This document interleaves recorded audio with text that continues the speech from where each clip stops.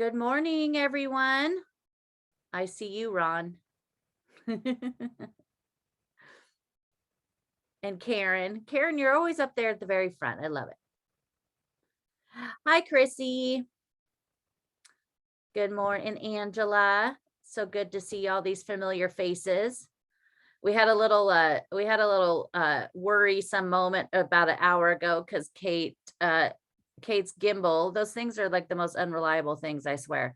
It stopped work, it wasn't working. And so we are making do with a good old selfie stick today, but we'll get this figured out for the next one. But we would rather bring you something than nothing at all today. So we made it work, as Tim Gunn says. Isn't that Tim Gunn that says that? Anyway, but thank you guys all so much for joining us. And it is a lovely warm day in Paris. I am going to turn my video off for the moment and just make sure that you are on, find Kate's feed, the Kate French. And obviously she is the one she's showing this lovely little park that's in Paris. And just make sure you go to the very top, and then up there, there's some little blue dots, and you hit that and hit pin. So that way it pins her image onto the screen, and then you still hear me instead of looking at that little black box that just says my name. So just want to make sure you guys get on there. So we might be a little shaky today, but the iPhones are better than they used to be about kind of keeping things. So we'll give everybody a minute to get in here, but I have a bunch of stuff to share right in this exact area. And we are up in the 14th. We are at the, going to start right around here at the Place Denfert-Rochereau. And it is, it's really, I don't know, this is kind of one of those areas not a lot of people venture up to unless you're going to the Catacombs. And we are right behind that. So that is kind of the biggest marker of this little area, but it's a really lovely area, and it is filled with some really, really cool, interesting facts that we are going to share with you today. But this little square that's back here, it's a Square de l'Abbaye Minier, and it was created in 1880.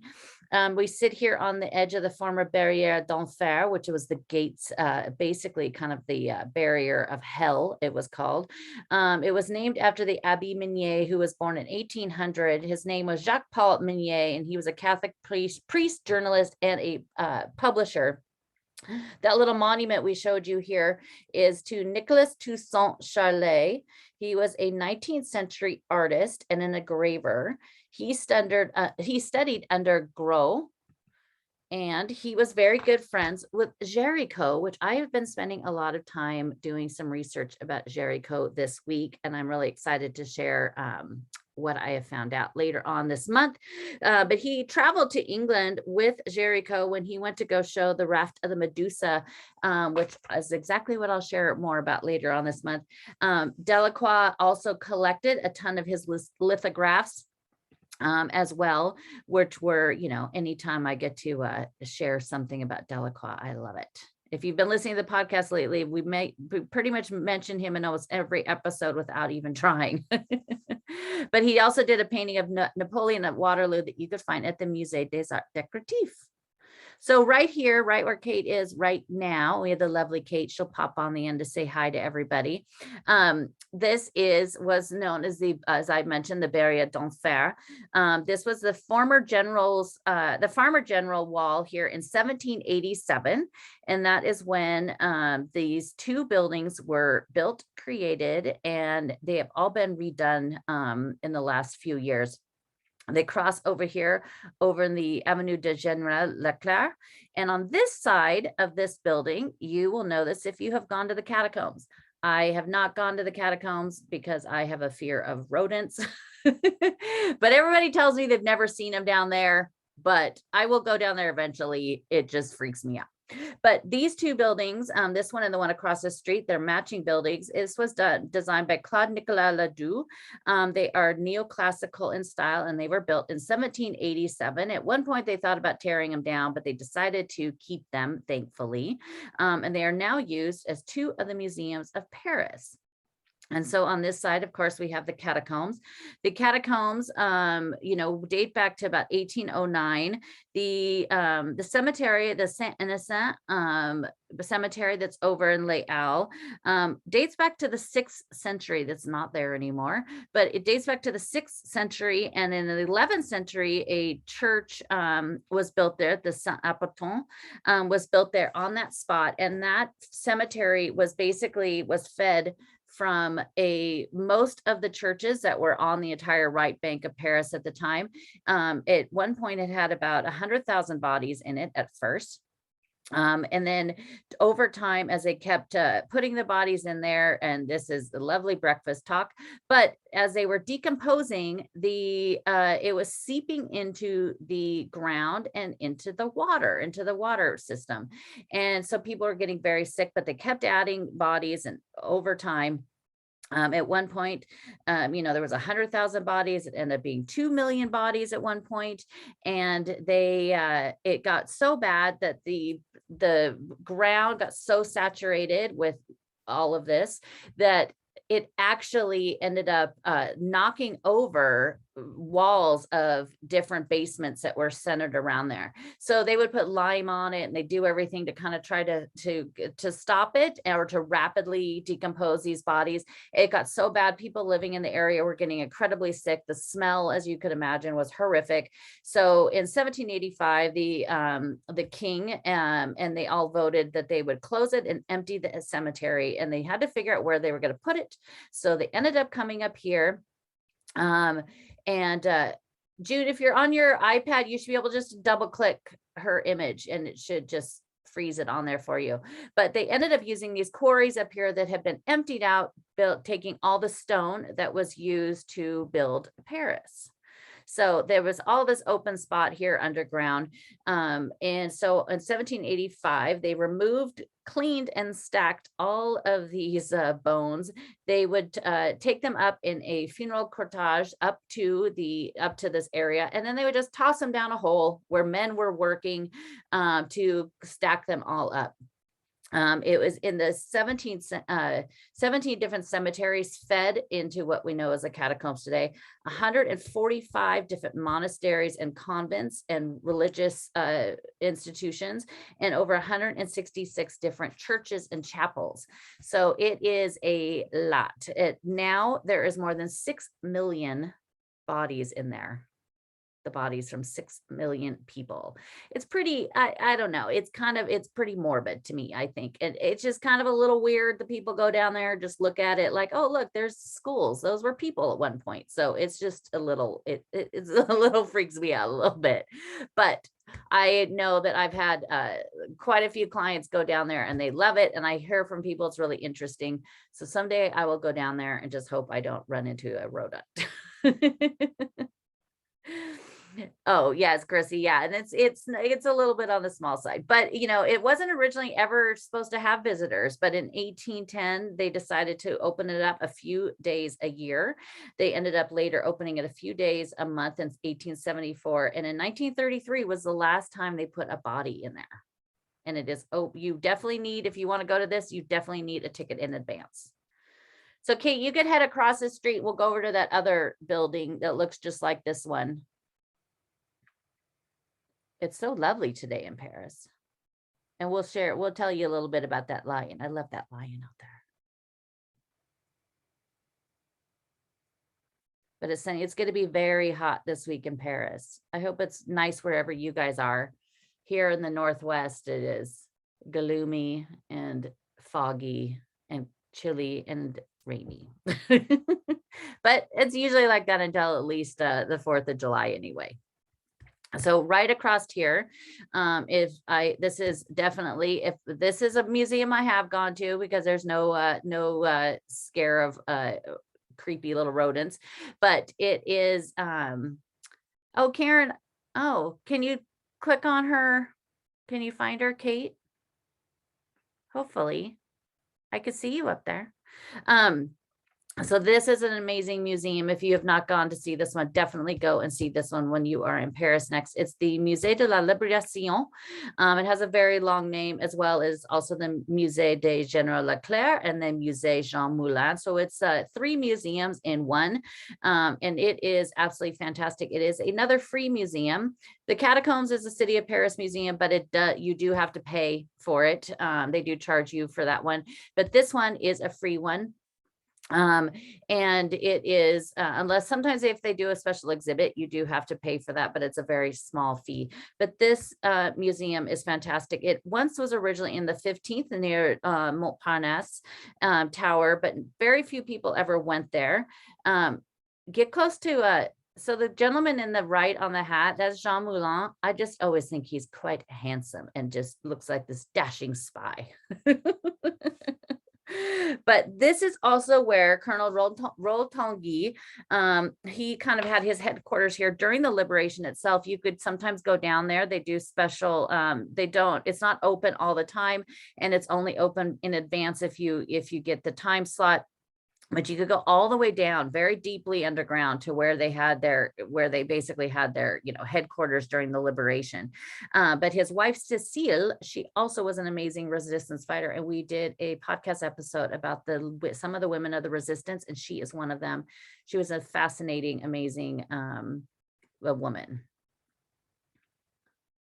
But this is a really cool museum. It basically goes chronologically through World War II, ending with the liberation. You will go through just about every emotion you possibly could go through. You will be, teared up at some points, just like, and then at the end, you're just like so happy and elated because they have these, it's really well done videos and this, audio of like the people cheering on the Champs-Élysées when the war was over. It's really, really fantastic. And it's really, really cool inside. So make sure you go in there and check that out. I love that museum. In this area up here, where you're going to walk around the side here, because in the very center of it, so this is known as the Place Denfert-Rochereau. I know I always have the EAU. I have the worst problem with that with French. So Christy's probably like, eek. Oh, but Christy's so sweet. But so this whole area up here, it's really cool. And we're not very far from above Saint-Germain. We will end up actually at the part of the Jardin de Luxembourg. But this whole area, there's 8 streets that feed around this. And it is named after Aristide Denfert-Rochereau. He was born and lived from 1823 to 1878. As you can see, he was a colonel and he was the defender of Belfort. He was an engineer at the time, and in October 1870, he was made a lieutenant general, where he went to defend the town of Belfort in 1870. And so in the very center of this, you could see back behind us is a lion, and that lion is also Kate's turning around.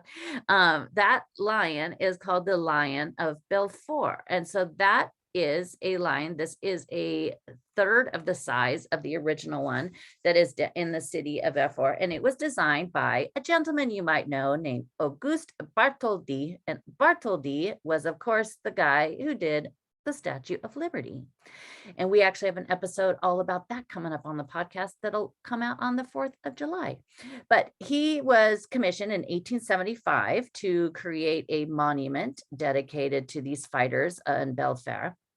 And he would go to the Jardin des Plantes, which is what also Delacroix and Barry used to do, to study the lions. He would sketch them, study their movements, look at everything that they did, which makes them so great at what they accomplished. He also fought in the Franco-German War of 1870, and he was inspired by the Lion of Lucerne, which was done by a gentleman named Berthold Toraldi in 1819. It was also, my grandparents went to go see that when they were in Switzerland once. I have a really cute picture from the 70s and my grandparents standing in front of it.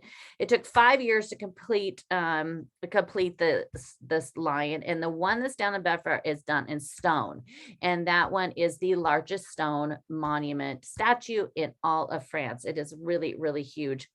The lion is laying down, and I will put some pictures of this on my website because I don't want Kate to have to go running out through traffic.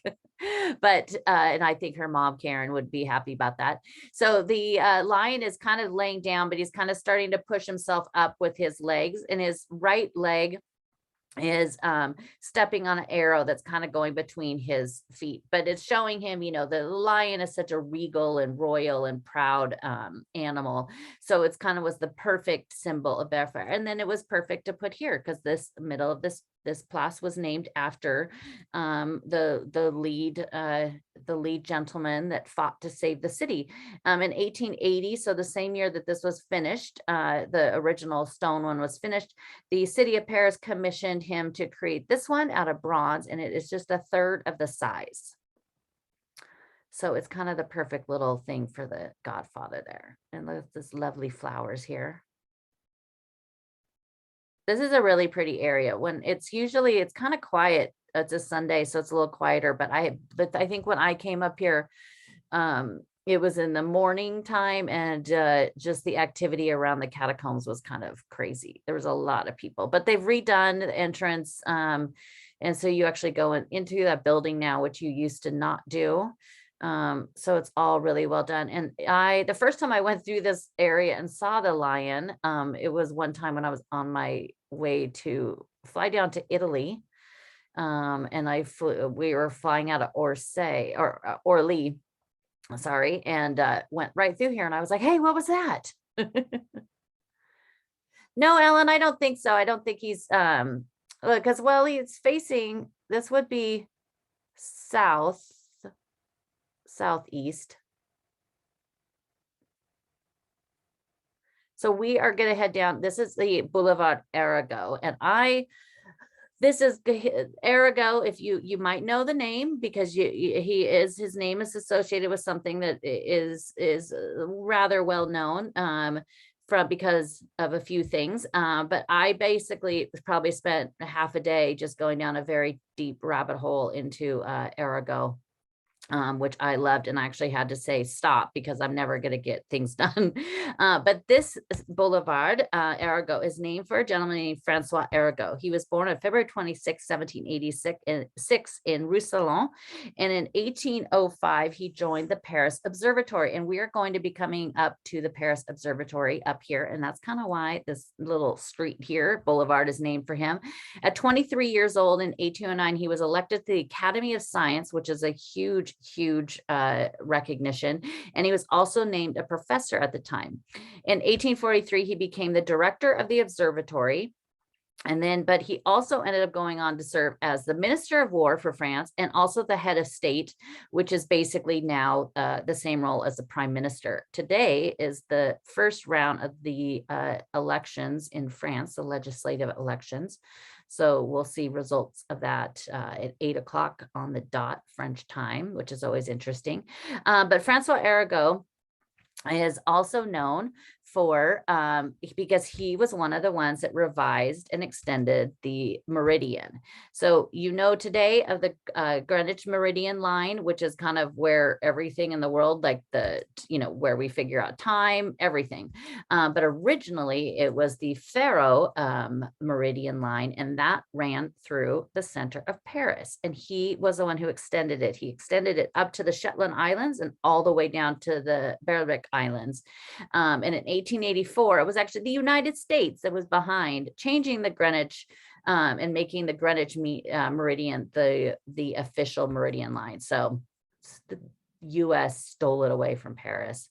But it's actually the Faro actually ran through the center of Paris, and the Greenwich is about 17 degrees off of it. Which is actually quite a huge distance. It actually goes through Le Havre and Bordeaux now. So it's quite a ways off of that. But you might know Erago. We're coming up, we can see kind of the back of the observatory, and we'll go, Kate, across the street kind of from here. There'll be a little coming up here, kind of a little open cement park, and we'll go over there, which I think is kind of over there to your right. Hi, Jenny. So the Arago markers is why you might know his name, and you might know that because of the Da Vinci Code, because the Da Vinci Code used these, but in the Da Vinci Code, it was called the Rose Line. Yeah, just over there across the street. And so, and the Arago markers are not that old. They only go back to 1994, which it does not seem like that far away. But they were done and proposed by a Dutch artist named Jean de Bay. He wanted to create a memorial to Arago. And with the Arago Society, they decided to create these markers that would run through the city of Paris from north to south on the line, on the original Pharaoh Meridian line, the Paris Meridian. It was 135 medallions originally. There's only about 120 or so left. You could actually find them. I will link on my websites. This gentleman created a website, and he marks where every single one of them are. And I am such a nerd that I have printed it out and taken it with me to Paris. And one of these days, I want to walk the whole thing and do it. Might take a few hours. Maybe we'll break it up and do some videos with it. But it now runs almost 6 miles through the city. It goes all the way from the 18th and Montmartre all the way to the City Université. In the 14th, you see there's one right there. 1994. Some of them have been removed because of just they've redone the streets or the sidewalks.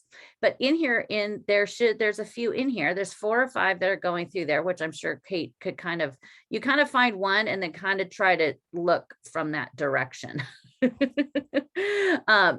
in the Da Vinci Code, they call it the Rose Line. And so that's where they really became very well known, was in the Da Vinci Code. And that's kind of when some people actually rip them up and take them out of the ground. But it's always kind of fun. And my very favorite table at one of my favorite places in the morning, I always sit there because it is on the Arago line. And there's one right there. And Kate. So it's kind of cool. They say Arago, and they have the north and the south on there because they are staying in that little line. But my favorite ones to find are also inside the Louvre. So there's actually 4 or 5 of them that go through the inside the Louvre. You could find some outside in the courtyard. You could also find some on the street on Rue de Rivoli, and then heading over to Nemours, and then also into the Palais Royal. I will put a link to that in case you want to go and do your own little hunt while you're there. There's always a couple in the Jardin de Luxembourg, which I love to show people when I'm doing a tour, especially if they're obsessed with the Da Vinci Code, like I am. But it's really cool. This little square right here is called the Place de l'Île de Saint.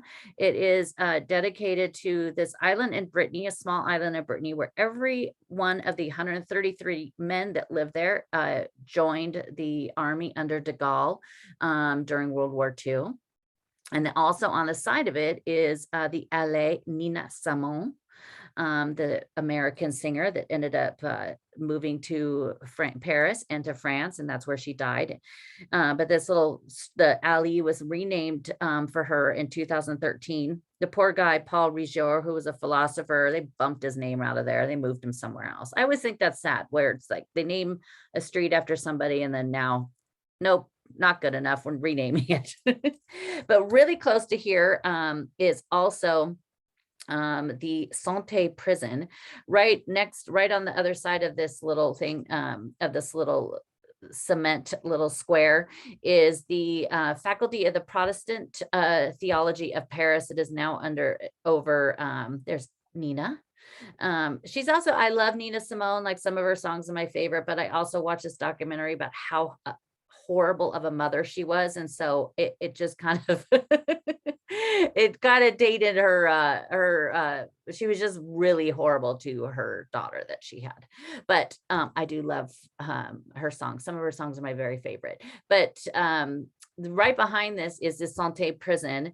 And this was another thing, between the Arago markers yesterday and this prison, I lost about 5 hours of time. You can see that there is this pedestal here that says Arago. Sadly, the statue that was here is obviously not there anymore. It was taken down and melted down during World War II, and they've never replaced it. So maybe that's why Dibert decided to create these markers that went through the whole city, because it is pretty cool that he basically mapped out the line, and then the United States just took it away. But the Santé prison is kind of back behind there. We're not going to go over there.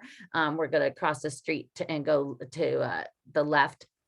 But the Santé prison was originally built in 1861, and it was, you can't even see, it doesn't even look like it's a prison over here. But Anne of Austria laid the first stone. It was a St. Anne hospital built in 1651. When the prison was built, there's 500 cells, and in 1900 they doubled it to 1,000. Some past notable prisoners that had been there was Guillaume Apollinaire, who was poor Guillaume, Picasso basically threw him to the wolves when they thought that he had stole the Mona Lisa. Recently, Patrick Belkey, who was a mayor of Laval-Perret, was in prison there. They're in the French news a lot because they were let out and put under house arrest, and then they kept leaving. So they wanted to lock them up again. But I thought was interesting, Manuel Noriega was there, and quite a few resistance fighters during World War II were placed there. A lot of them were killed, but for some reason, a lot of, and maybe this is just because they're big names, there's been a lot of French rappers there. That was what I kept discovering. And between that and the Erago markers the other day, it's basically all I was reading about. But right here on the left, and sadly it is, see, we have another, I love these little markers that are left for the resistance fighters. And sometimes we find our sweet little angels of Jean Charles on these as well. Maybe he'll come up and leave some, but I think the garden, so there's the jardin back here of the observatory. I think, did you see the gate open, Kate? It said online it was only open till 5. So I don't think we could go inside, but there are people in there. Oh, there is? Oh, let's go. Yeah. Oh, cool. Can't ever trust Google, you know.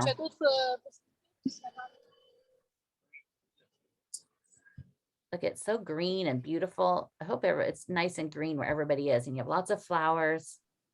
Hang on, the gates are, oh no. Oh, here's a gate. Is it open? Yeah. It's open, all right. Here we go. That's so weird, Karen, that you can't see Kate. Mom, if you close the Zoom app and then restart the call, might work. So this here is the garden of the observatory that will come up behind, and you see that thing in the middle, that is also part of the line. So it goes all the way through here. And it also, you know, in the Da Vinci Code, they have the whole thing with the beautiful Saint-Sulpice, but it is, it's not real. It's not really part of it. The rose line is very different. Oh, yeah, well, maybe Karen, yeah, maybe try pinning her in the right, top right. Sometimes technology can be difficult. But the observatory itself was created, the whole idea of having one was created, goes back all the way to 1666 when Louis the 14th and Colbert decided to create the Royal Academy of Science. On December 22nd, 1666, oh, here we have Erago again. Good old friend. That's a very fancy version. Oh, you're fine, Karen. We want you to be able to see. Look at how cool. I just always love finding those medallions. So I kind of was obsessed with Erago. But on December 22nd, 1666, the Royal Observatory was created. It was designed by Claude Perrault, who was a brother of Charles, who you might know from things like Little Red Riding Hood and Cinderella.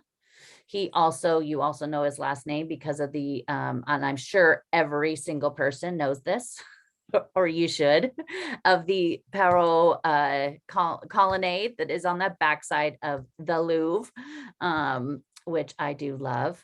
I wonder if we could get it. They're probably going to not let us go in much farther, are they? But he actually designed this building, which we'll get a good peek of when we go on the other side as well. And he was the one, and they picked this spot because it was on the meridian. So it's a lovely little garden. We'll go out, we'll go back out and go back around, and we'll come in from the bottom side. Sadly, though, on the side, it's kind of just a big wall. So, but But that is the that you're on the Kate is right now on what was once where all of time and distance. They used it, they needed the meridian to basically also navigate. Which now, we just take those things, just think of that, we just take those things for granted that we just, oh yeah, well, that's just what time it is. That's just what we know. And at some point, they had just figured it out, and Arago was the man. So when you see those little markers in Paris, it's much more than just the Da Vinci Code. And in Da Vinci Code, it was, the rose line, and has to do with where is the Virgin Mary, or where is Mary Magdalene buried. That is very true, Ellen. Well, and I'm really sad because the Pont Zero, you can't get to it now because it's in that, on the Parve of Notre Dame. It's behind the fence. So now you have these other little markers. But the observatory itself is pretty amazing. The original, there's one family that served as the directors of it for more than 125 years, the Cassini family. Giovanni Domenico Cassini in 1689 was the very first director, and it was through his great grandson 125 years that they served as the directors and also lived there. It is the largest observatory in all of France, and it's really cool. And we go down the bottom, hopefully we can see where the dome is. The dome, of course, is dedicated to Arago. You could see it from many places in Paris, especially when we walk down a little bit. And in 1848, it was also the telescope that is in there now is also dedicated to Arago. So he was a pretty big name at the time. That Arago statue that we saw back there that was really cool was done by Willem Delroy, and it was only done in the last 20 years. And on this little street here on the left, we will be able to see a little bit on the corner. When we go to the end of the street, you'll take a left, Kate. There is a building called the Hotel de Massin. It was originally on the Champs-Élysées, and it was, the property itself was purchased in 1927 by a gentleman named Théopold Bédère. He was the president of the Galerie Lafayette, and he wanted to build something there on the Champs-Élysées. So in 1929, they had to go through a bunch of stuff because he didn't want the building. He was going to tear it down. He decided to give the building back to the state. The state offered it symbolically for $1, selling it to the Société des Gens de Lettres, and they bought it for one franc at the time. And they decided they would move it. So they took this building that's here to the left, apart stone by stone, and dismantled every, parquet floorboard, everything, and moved it over here because the state decided, oh, we have this property, you can move it to the corner. So they moved it over here. Inside of it, it is really, really stunning. It is one of those places that you would go to on the Patrimon weekend, which is really, really my favorite weekend of the whole year. I can't wait. But this whole area, you could definitely tell by the architecture, it's a little bit newer. So see there, the Société. And it's there on the right. Lovely little. And this is also at one point, on this same street is where Balzac lived for quite a while. He lived there from 1828 to 1837. And this is where he wrote some of his famous pieces. And this little street over here is really cool buildings too. I love those signs, Kate. Those are my favorite. Those are the ones that you could always, those are the ones you could count on for actual info. There's quite a huge invader there. I know some people have that little app, the little Flash Invader app. I don't need one more thing to try to find each day. I thought about it because it looks really fun and people get really excited, but I was like, I have enough things I'd try to do. So we'll take a left down this street. This is the Rue Cassin, of course, named after that family. And these buildings here on the left are really beautiful. If you want to cross the street, Kate, so maybe we could see it a little better. But number 1 is where Balzac lived here, right on the corner. But number 3, that the second building there has a really gorgeous little doorway. It's such a little quiet area too. And we're not far from Montparnasse and Saint-Germain. So it's kind of one of those nice little areas to stay if you want to get a little bit farther off from the center of the city, which, you know, I don't know why you'd want to do that, but, and I know my friend Kim, who works for Delta, they used to stay in this area, but that building's really beautiful. Number 3, the door above it was done by Francois Solier.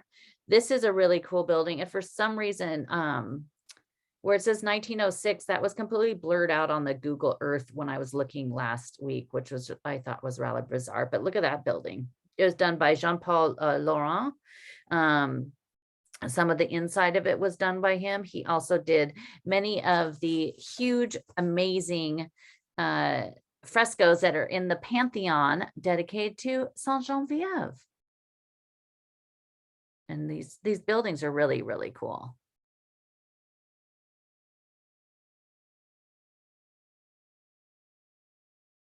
And then you have some very Art Deco and Art Nouveau buildings.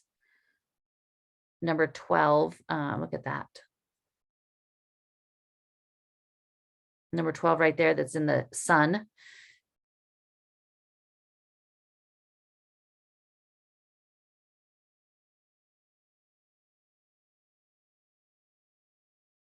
And then on the right is where Jean Moulin actually lived when he was here fighting during the resistance. And he was killed. He is now buried in the Pantheon as well. But it's this kind of cool, more modern of a building than you would see in the center of the city, of course. Jean Moulin, pseudonym Max. And that was the handsome chap we saw back on the Musée de Libération. It's quite a tall building too for Paris. Look at that gate.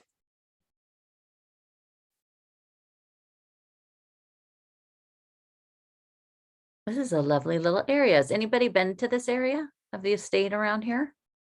I know somebody sent me a message on Instagram. I'm not sure if they're watching, that said that they were going to watch because this is where they were going to stay. Yeah, I've done it where I've walked up here because of going to the Liberation Museum, and then you walk back down and you head over to Closerie des Lilas. But this is the opposite side of the observatory. And in this courtyard, you will see a statue of a gentleman named Urbain Le Verrier. He lived from 1811 to 1877. He was an astronomer, and this was the guy that discovered Neptune. So, you know, just discovered a planet, no big deal.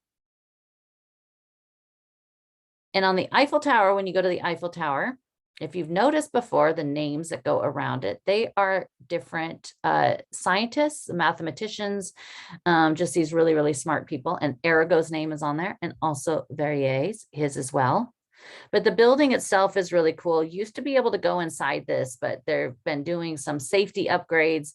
So currently you cannot do that, but normally you could do it where you could go like 2 different Saturdays a month. You have to obviously sign up in advance, and I will keep an eye on that because it'd be really cool to get inside there. But there's some really cool stuff. You also have the meridian that goes through the building. There's a really beautiful room dedicated to the Cassini family where they lived, but it should be hopefully opened again soon so that you could go inside there and check it out. But we are very close to the very bottom, they call it, of the Jardin de Luxembourg because we are south of the city. I always think of it as more of the top, but since we are south, is the bottom. But right here across the right here, this is where the only remaining piece of anything of the Medici aqueduct is left. It's behind that fence over there, that wall.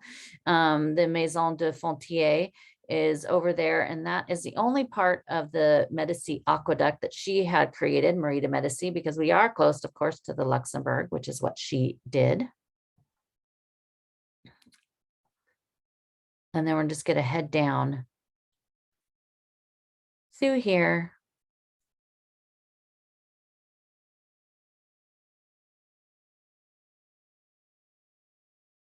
And as you could tell, it's nice and quiet, but we're very close. To the right is Val de Grasse, over towards the Val de Grasse. Sharon, that is the problem with bears. And that's the problem, but that's also the gift. And it's wonderful because it never ends. And so even when I spend nearly every moment of my day researching and writing about it, I know that I've still only scratched the surface of it, which is fantastic.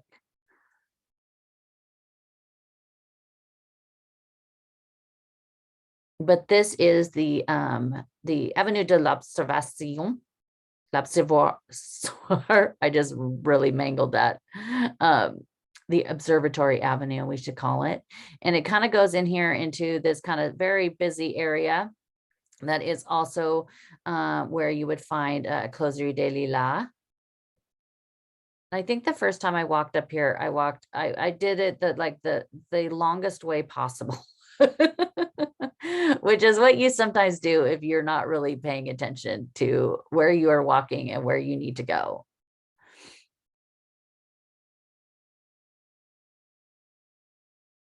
And I remember, I think when I headed back down, I also went the farthest way I possibly could go. But in this middle, we're heading towards there. It's where the Closerie des Lilas is. It's kind of a very big intersection, and then it ends up here. We'll go to the very bottom of the Luxembourg, which is known as the Jardin des Grands Explorateurs, and it's to Marco Polo and the Cavalier de la Salle. And up here, we're just kind of here at the farther end of Montparnasse. And so this is the Closerie des Lilas, which we've shared a few times when I was just there. And I think it was on Easter.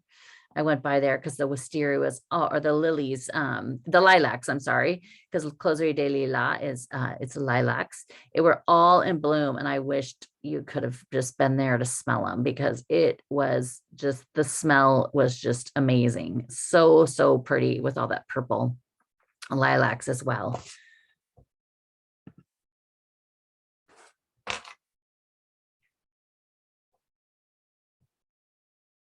And the Closerie des Lilas, of course, is made famous a lot of times by Hemingway. And when I was there recently with a friend sitting there, I was sitting at the bar where they have a little brass plaque that says E. Hemingway, and I was polishing up and then, chastising them for not keeping it polished. But he actually didn't sit there. So, but the maitre d' brought this younger couple through. That I think were from Germany, and pointed at it and said that's where he sat. But then she walked away, and I said, actually, no, he didn't. I said he actually sat outside. He liked to sit outside. He didn't sit at the bar. He liked to sit outside, and that's where he'd sit and write. So he'd sit out in the courtyard. And then it was funny. I started talking to them for a while, and then my friend mentioned my name and told them who I was. And so then they were the loveliest couple. And then I was giving them basically all of the history of Hemingway in Paris. And that is it right over there. You see the statue of Marshal Ney.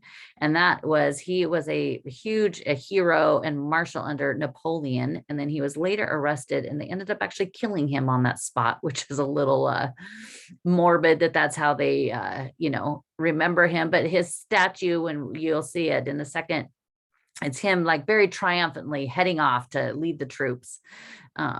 And it's just kind of right there. And in The Sun Also Rises, that's where Hemingway mentions the Lilas and also Marshal Ney there. What a lovely little day. And sorry, it's a little jumpy since the gimbal decided to die, but we still wanted to make sure to bring you Paris on such a pretty day. Since when I was just recently there, I was so busy with tours that and I had them on Sundays. I had them pretty much every day that I wasn't able to break away and bring you guys.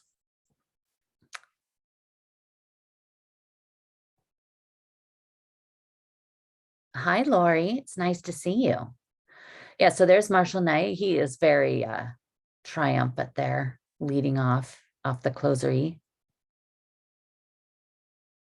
I know that, Bob, there's the corner buildings here are amazing. And there's one down here, down a little ways, that I am just absolutely obsessed with. But right down here to the left is the Rue Notre-Dame-des-Champs, which we did a walk down, I don't know, last March, I think, quite a long time ago, last year. And that is where Hemingway lived. He and Hadley, when they moved back to Paris after they had Jack, Bumby as people know him, they came and moved and found an apartment there that was over a sawmill. So it was a little bit loud. So that's why he made the Lila kind of his favorite. You're only a few blocks away from the major cafes of Montparnasse, being Select and the Dome and all of those guys. And that's where everybody else hung out. And he did hang out there sometimes, but he always kind of he never wanted to be where everybody else was. He always wanted to kind of chart his own path. And I think that's something that that's still in the family. At least I know I do that. I never want to do anything that everybody else is doing. I always like to do my own thing. But oh yeah, okay. Oh yeah, Karen, that's nice. I know, I was so sad I just missed you. But this beautiful fountain here at the end of this, I love this one. And I always laugh because I think that one of these days these horses are going to take off and just pound the crap out of these turtles. But this is an amazing fountain. It was designed, it was created by Carpeaux. It was originally designed by Gabriel Davio, who also did some of the most beautiful things in Paris, including the gates to the Parc Monceau, the Fontaine Saint-Michel, many things in Paris that are just absolutely beautiful under the Haussmann time. But he created this, and you could see a version of this. The center part of it is the fountain of the four worlds. And there is the copy of this, the sketch in the Orsay. And the four women represent four different continents: Africa, America, Asia, and Europe. And what is kind of sad about this is the one of Africa has a chain around her ankle and it is broken, but the allegory of America is stepping on it. So it is showing you that slavery at the time was still going on elsewhere in the world, and at that time, representing that it was in the US. And so, but you have this beautiful fountain, and then these horses that are getting sprayed in the face. Some of them are it's really funny. And then by these turtles, and they just don't look like they're thrilled about it at all. But down here, this is the very end. And going through the center of it is these four different statues that are of the different times of the day. But it's really beautiful to come walk down here. This part of the Luxembourg is the part that you could sit on the grass. And so there's always, especially, I'm sure there's a ton of people there today because it is such a lovely day and it's a Sunday afternoon. Yes. And sometimes you see people like doing their workouts. You have them, people having little parties and gatherings here, but you can actually go down the middle of, sit here on the grass, of course. And we are right in the middle. We're close to being, in the area of the Sorbonne and the University of Paris. You have the Val de Grasse. You have all of these great things that are all right around here. And then, of course, you see straight down the center there, you can see the Palais de Luxembourg.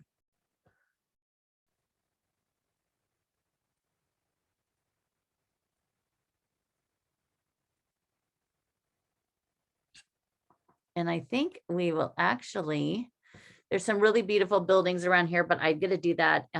We'll do that in the next tour, Ron, because there were so many here, and then I started getting carried away, and I was like, this take this thing to be 2 hours. So we're gonna come back here on our next walk, and we'll do a little bit more because there are some gorgeous little buildings around here.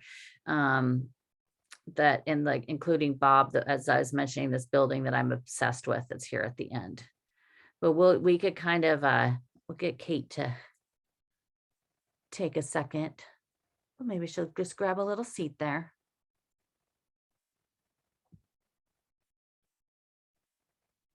And thank you guys all so much for joining us today, and so we could bring you a little bit of Paris. Kate is going to be out of town the next 2 Sundays. So, but if you guys still want me to, if you still want to, I will do, unfortunately, I'm not in Paris at the moment, but we could still do some little Sunday chats. I could share with you a bunch of fantastic, amazing things that I saw in Paris that you don't want to miss on your next one.